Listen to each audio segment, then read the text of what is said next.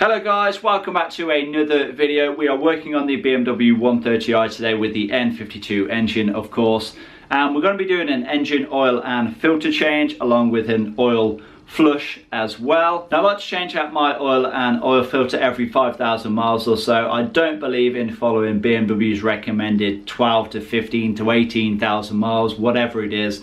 I think you're better off changing your oil every 5 to 6,000 miles and as regular as possible. Now we're going to be using a Bosch oil filter today. Our oil of choice is this Manol 5W30 LL04 and our engine flush of choice is this Manol 9900. All links to which will be down in the description box below. Now the reason that we're actually going to be doing an engine oil flush is because I actually did my rocker cover gasket replacement about a month or so ago now, and I noticed that there was quite a lot of deposits at the top of the engine. So doing an engine flush is just going to help remove some of that. Now I know we're not going to get the engine looking spotless, but you know, anything that we can remove with this flush is just going to help us in the long run. Now then, without further ado, let's get outside and let's get cracking. So then, as we can see, the 130i is up in the air, supported by 3 axle stands, just one on either side, you know, on the jacking pads, and then there's one on the middle on the front subframe jacking pad as well, just for extra safety. You can never really have too many axle stands when it comes to having your car up in the air. First thing I need to do is actually dump the engine flush into the oil. So I'm just going to go ahead and open up the oil cap and then start pouring this in. And I am going to use a funnel because I know if I don't, then this stuff is going to go everywhere.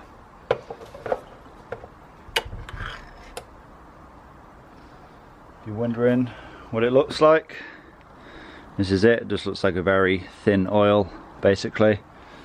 We'll go ahead and dump this all in here now.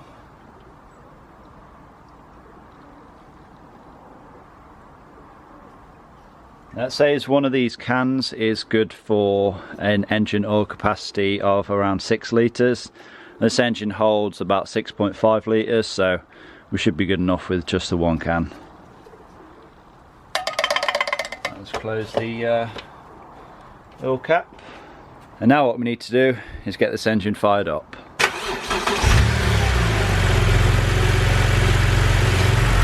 And now you're supposed to let the engine idle for around 15 minutes just so it reaches operating temperature and hopefully breaks down any sludge deposits.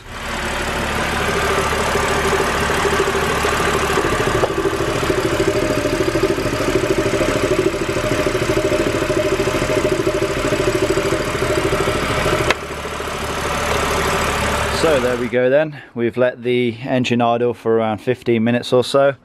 Hopefully some carbon deposits have been broken down.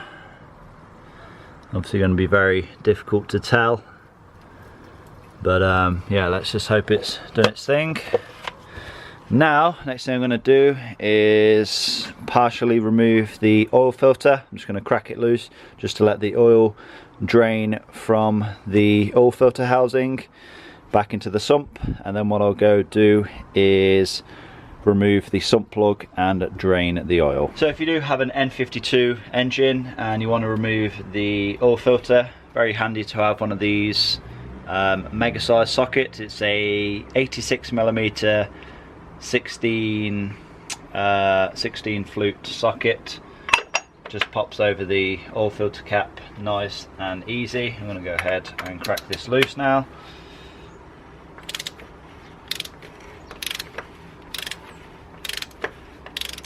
You can hear it draining out of the oil filter and back down into the sump.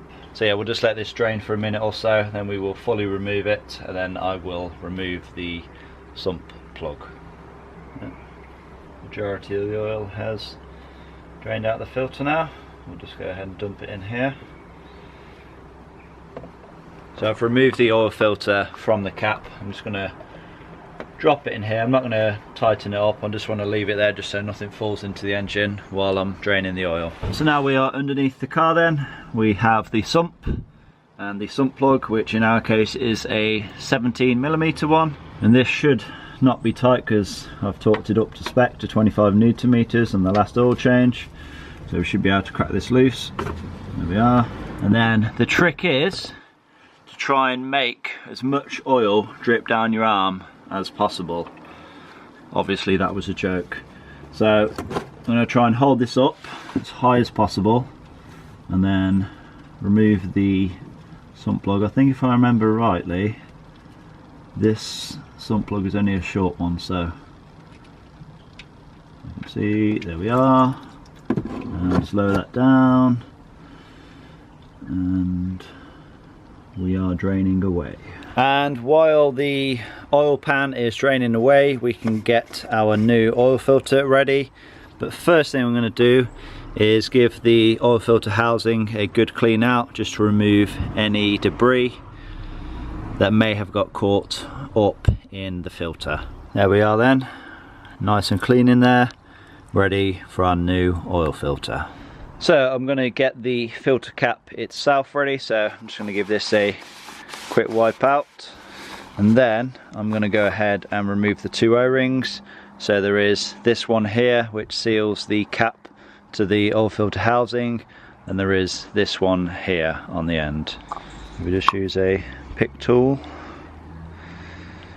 get this small one off.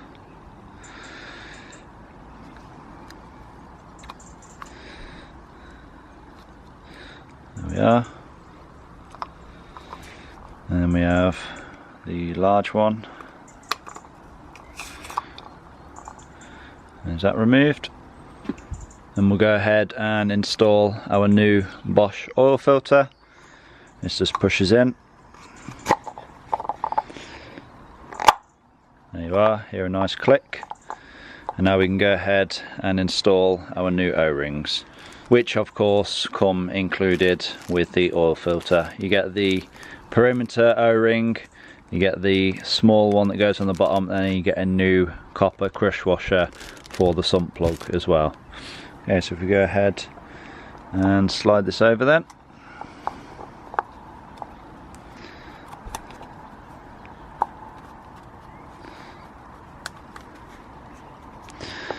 And a lot of people get this wrong for whatever reason, but the O-ring sits in this groove here. You'll see when I push it in.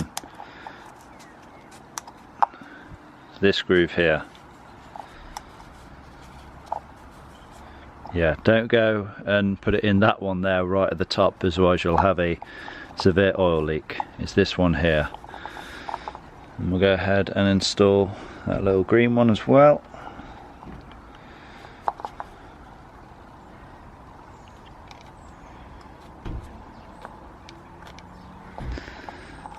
There you are, that's that installed, and this can go into our oil filter housing then. Just go ahead and screw it in, and then we can install our oil filter socket and then torque it down to 25 Newton meters.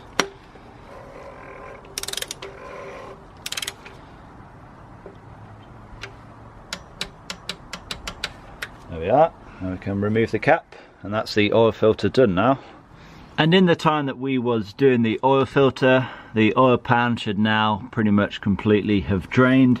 So we can go ahead and reinstall our sump plug with new crush washer.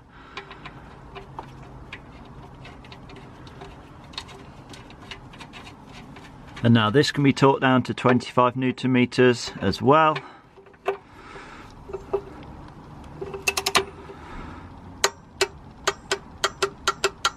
There we are. Then we'll just clean this up a little bit.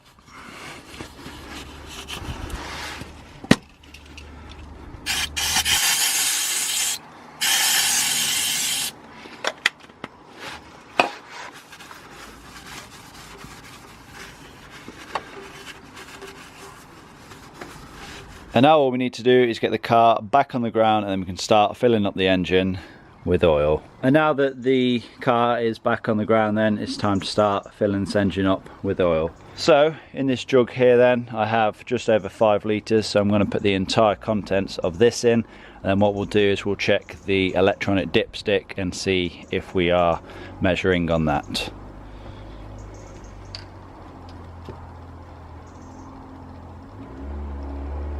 So that is the entire jug empty. Let's go in the car and check the dipstick. Okay then, so we'll go ahead and insert the key. We'll switch the ignition on. And we'll scroll through. Oil. Okay. That means it's okay to start the engine, but I know we've only put in around 5 1/4, maybe 5.5 litres. So I'm actually going to go ahead and put another ½ litre in, and then we will fire it up. And I've went ahead and put about another ½ litre in then, so we should have around 6 litres in there now. I'm going to go ahead and fire this thing up.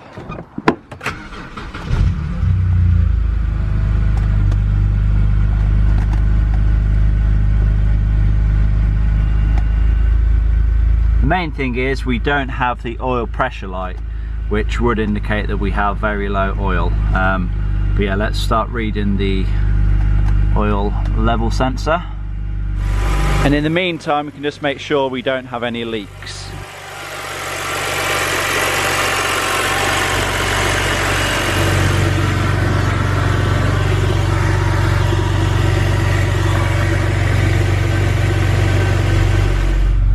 There we are, oil is showing at the maximum, which is perfect. Okay then, so there we go. That is the oil and filter change on the N52 engine. Another one done now. I'm pretty sure like the last one I'd done was only about 2,000 miles ago or so, about 6 months ago now. I like to do my oil change either every year or every 5,000 miles or so typically, but like I said, you know, I've not long done the rocker cover gasket. So anything that potentially had fallen into the engine I kind of wanted to get out. And yeah, kind of wanted to make this video really because there's a lot of people that ask me on a daily basis, you know, is it worth doing an engine flush? Does engine flush, you know, does engine flush really work? And it's kind of hard to answer, kind of yes and no.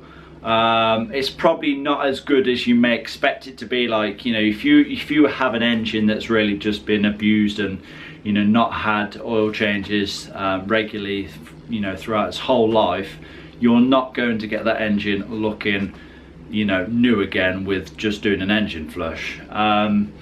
Is it worth doing an engine flush if you have an engine like that has been abused?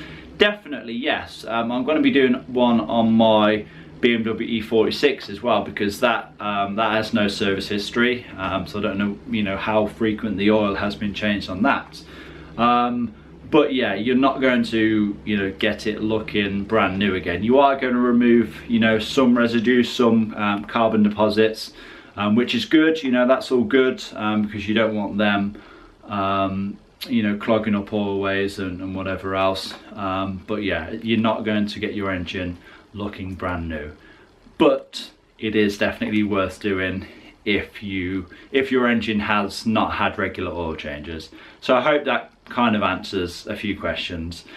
If you have enjoyed this video, please remember to give it a like, leave a comment down below, subscribe if you have not already done so, and I'll see you guys in that next one.